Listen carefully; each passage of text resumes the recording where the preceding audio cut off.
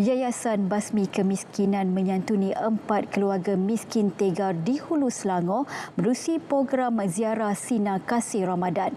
Program itu sebagai usaha meringankan beban golongan memerlukan.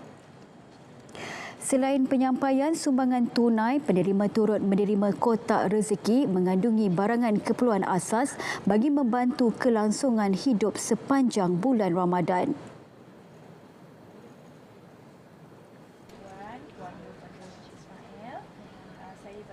Jadi program ini kita buat pada setiap kali Ramadan. Selama ini orang membantu untuk beli baju, tapi kita rasa kita bantu untuk berbuka. Itu pun tak cukup lah, RM20 sehari kan. Kalau 600 tu, RM20 sehari. Tentu tak boleh menampung lah dengan harga semasa. Kita berharap di musim-musim yang akan datang kita dapat naikkan harga dan kita harap semua publik yang membantu ni faham betapa sulitnya untuk berbuka puasa dengan RM20 semalam. Saya pun banyak-banyak terima kasih lah. Dan semua beratur terima kasih juga. Saya pun seronok juga lah.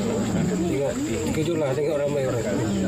Tak boleh nak kata apa, saya terharu dengan tiba-tiba dia orang datang hantar bantuan untuk ringankan beban keluarga saya di bulan Ramadan ni. Terima kasih banyak-banyak semua.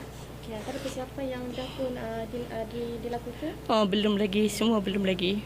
Okey, dan pastinya harapan saya itulah, semoga Allah pemudahkan segala urusan lah keluarga saya dan semua yang membantu menyumbangkan apa yang mereka lakukan pada keluarga saya. Hanya Allah yang dapat balas segala kebaikan. Amin. Rabbil alamin.